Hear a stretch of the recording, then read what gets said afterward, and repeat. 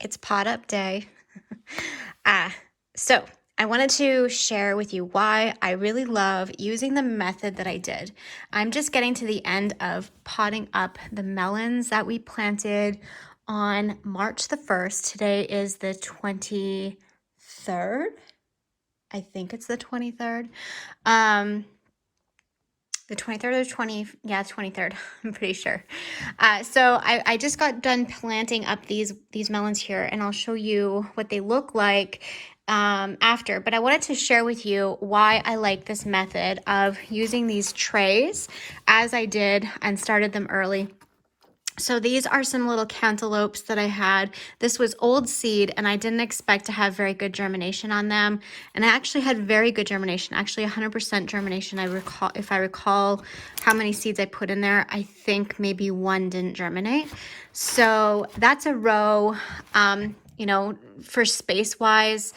It doesn't take up a lot of space to start them. However, I'm running into the issue where I need more shelving, but the reason why I love this method is because you can start that many seeds in a small tray that you can put on grow lights, and by the time you're ready to pot them up, you get that many plants, like this many plants out of one little row, right? So for me, it's very much worth it to do this method to pot up instead of starting with big cups and having lots of space inside.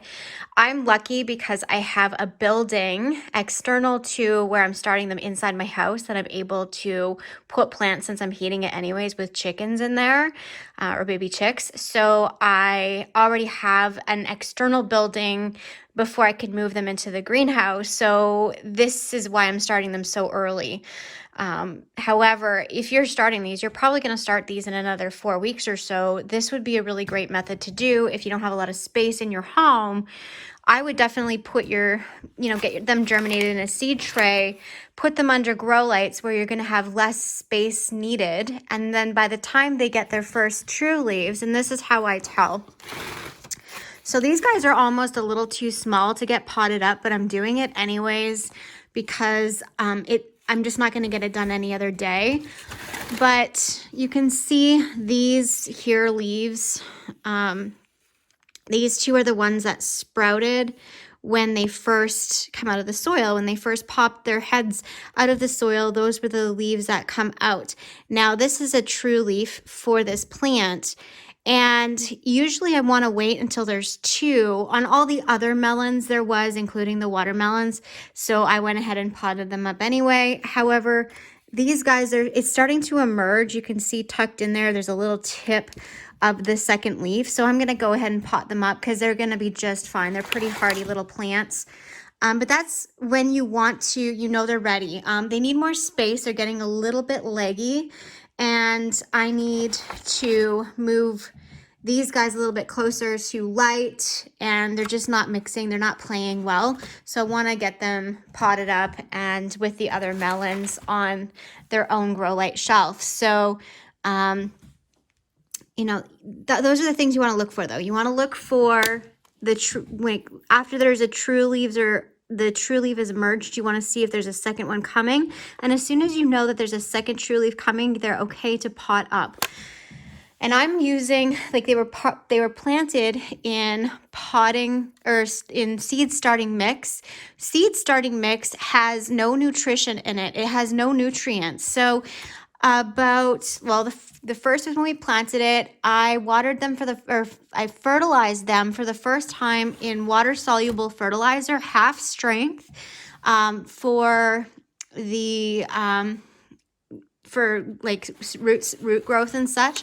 I just bottom watered them down inside here, and you can see there's some roots sticking out. They're drinking from underneath.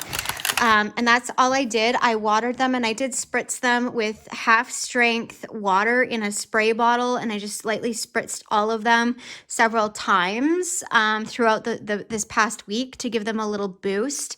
And so now they're ready to go into actual potting soil, which is full of nutrition. And then I will bottom water them because I made little holes in my cups. I will bottom water all of the melons, or all of my plants. I bottom water in trays like this. And then these are going to go under grow lights, and they will stay under grow lights for this week. Then I will move them out into another grow light system into a different building, which most cases you would put them in a greenhouse, or you'd pot them up again, or put them in like pots. I might do that out in that other building. We'll see. I don't know what I'm going to do yet. We'll see what they look like and see what the weather does. I'm clearly not ready to put them outside. As you can tell, we have a pile of snow still to contend with. So, as of right now, I'm planning to just put them under the lights for a few weeks, and then once they get about yay big, then I may consider putting them into grow bags or the hanging baskets that I'm planning to suspend in my greenhouse to get them growing. So yes, I have those cocoa fiber growing baskets I have for these guys. So there's a lot going on with the melons, but up here in this cold climate, we're in zone 2. I know how I got good melons last year, and so this is what I'm doing this year.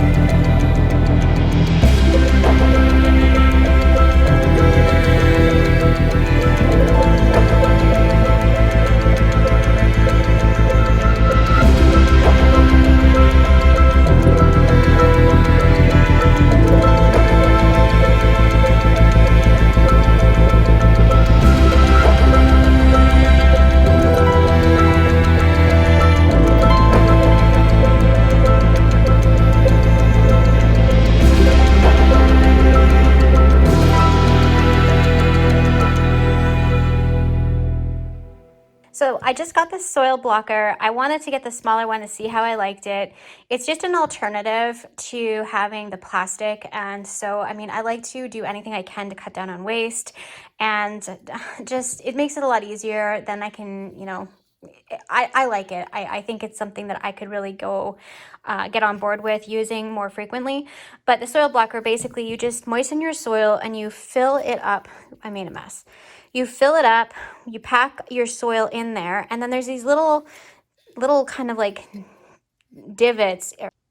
They are little pokey prod things that are inside that make an indent into your soil where you're able to put your seed.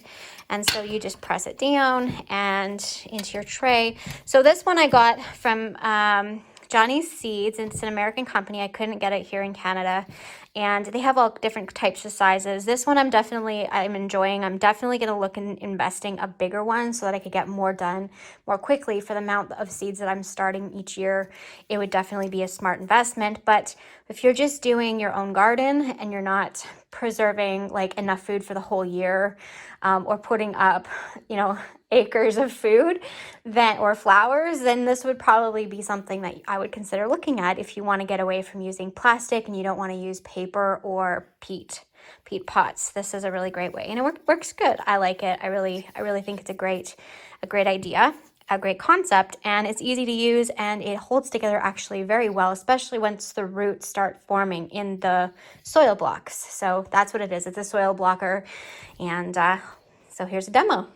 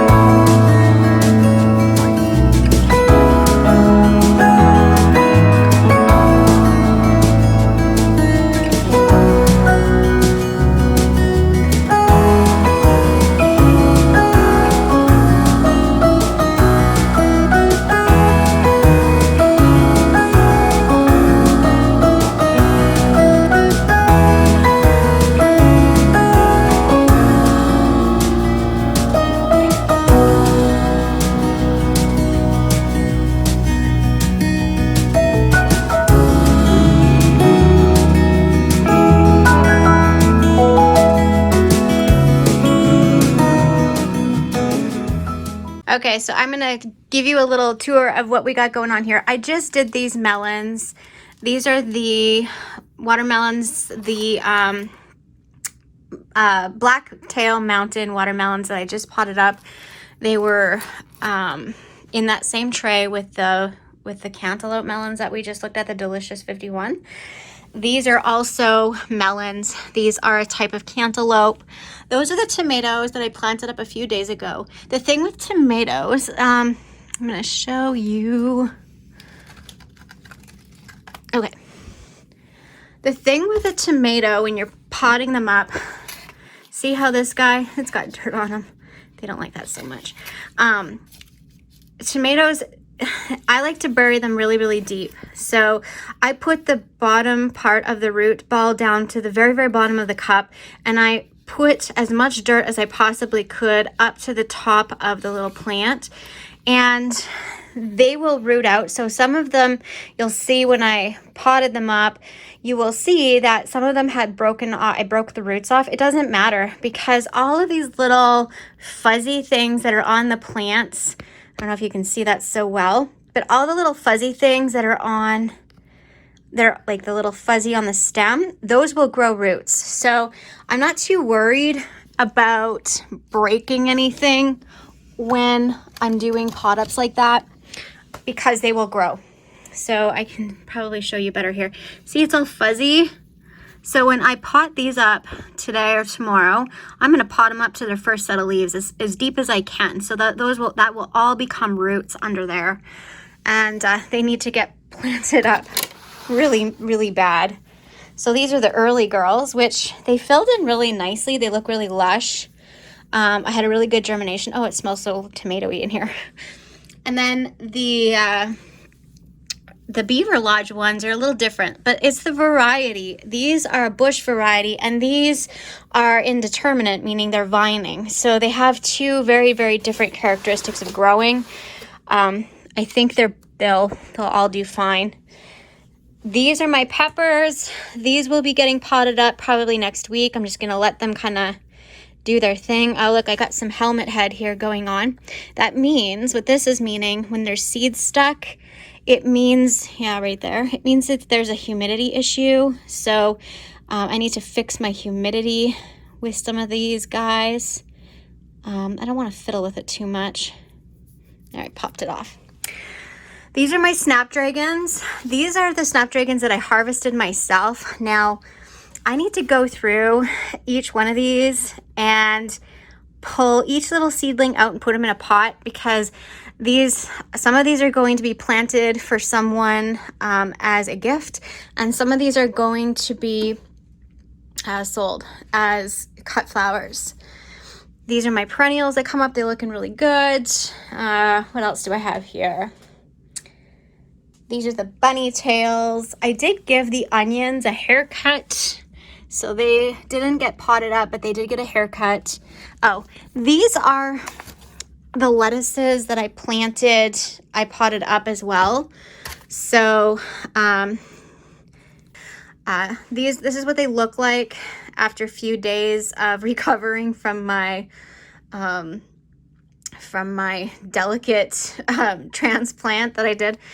They will be going out to the greenhouse. It's just too cold today, and like the next couple of days are a little cold. As soon as it gets above 0, it won't take long to warm up in the greenhouse, and they'll get to go out. These are also going to go out as well. And this is the kale. Now I got to be careful, because this kale might try to bolt on me. And if it does, oh well, I'll give it to the chickens. They like kale. So that's what we got going on. That's about it. I think, oh, these are the transplants. These I did a couple days ago. It's all watery in there. This is the kohlrabi. So the kohlrabi looks really nice. I think it looks good. I don't know if it's the purple. I didn't label it, but it is the kohlrabi. Did I label it? Leave it to Christy to forget to mark it down, but I can recognize that it's kohlrabi. Now these will also be going out into the greenhouse. And can you tell, like, there's the true leaves on these as well? They got 2 true leaves and then the 2 that sprouted. So these were safe to pot up. And I always want to look for those, right? So these 2 come up when it, like you can see on the stem, those were the first 2 to emerge, to break the soil, come out of the seed. Now these are the true leaves, what they call true leaves. And so as soon as I seen those, I knew they were ready to get put into their own little pots. And that's when you know they're safe to pot up. And it doesn't matter how big or small, as long as they have true leaves, you're good to go. See, my peppers, they also have true leaves. Some of them have got more than just one set of true leaves, right? So some of them have multiple leaves, but for the most part they just have one set of true leaves, so they're okay for a few more days. I'll just fertilize them again and they'll be fine. These ones, I can start to look at potting up my lupins because they're beginning to get, on all of them, they're beginning to get true leaves on them. So this is a true leaf. You can see these are the little pods that come out of the soil, and now they're getting multiples. So those will be safe to pot up. But these guys, I have to wait just a couple more days for my snapdragons. And these here are the lobelia. These ones here, these little tiny ones. I'm just gonna pull them all out and put them all, I'm not gonna separate them. I'm just gonna put them into cell packs of 6 because I'm gonna use them in containers. So they're just gonna be for my little personal garden. I had the seeds, I wanted to use them up is why I planted them. Normally I wouldn't use them because I don't do a lot of those kind of things anymore. I used to, but I don't anymore. But they're hard for me to grow because the seeds are toxic on lobelia. And so unless you have them confined, I had a lid on them until they I had a lid on this thing until it was sprouting with the other ones. And I have this room locked up so the cat can't get in. My cat, I can't talk today. My cat couldn't get in here to get into them, so they'll be all good. The marigolds, I have these guys planted. These are companion plants to go into my greenhouse. I love planting marigolds as companion plants. My delphiniums are starting to pop up, my perennial delphiniums, and my sparkle white Gora has pampas grass. Nope. Nope, not even I can grow that. Not even a little bit. So good luck to those. And I don't know how you all do it up here, but yeah. So these are the cell blocks that I made the other day. They're just a couple days old, or yesterday I made them. So you'll see that video as well. I got that new cell blocker. So that's the tour of the grow area. We have quite a bit going. I have a lot of work to do to get them potted up. I need to get my other shelf and my other grow lights set up. These guys are germinating in here. I just planted some giant giant pumpkins. Today I planted some bumblebee tomatoes in there, and I just have a couple little surprises there. So you'll see what it is. I'm not going to tell you. Mostly because I don't remember. Anyway, I guess that's the tour of what we have going on here. And just to refresh on the type of fertilizer, because I know I'm going to get asked a million times. I only had this. I normally use an organic type of plant food, but this is all I had on hand. It's a water-soluble Miracle Grow, and I put half dose into this jug, and then I put a little tiny sprinkle into this container, which by the way I got on Amazon, and it's awesome because it's weighted, so it doesn't matter which angle you're spraying, you're going to be able to spray your plants.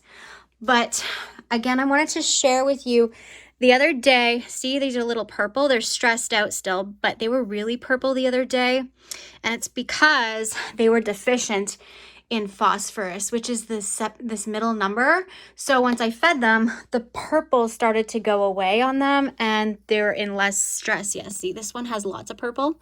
They need out, like they're soaked in there. There's too much moisture in there. I need to get these potted out. This leaf just come off. See how to show you other than, yeah, it's like super, super purple. And it's because it is stressed. So they turn purple when they're either stressed out from not having enough phosphorus, it's phosphorus deficiency, or they're getting too much water, too crowded. They need out. They need potting soil. They need space. They're fighting for light. Those kind of things. They're stressed out. So I need to get them done. It's okay to stress out tomatoes only when you have tomatoes being produced. Other than that, you don't want to. Yeah, I think they're getting too much moisture. There's too much, and they're crowding my peppers. So these are the habanero peppers, and I want to get them growing up faster. So those are got to come out today, probably, or tomorrow. I will get them potted up. So yeah, that's what we got going on. Thanks for watching.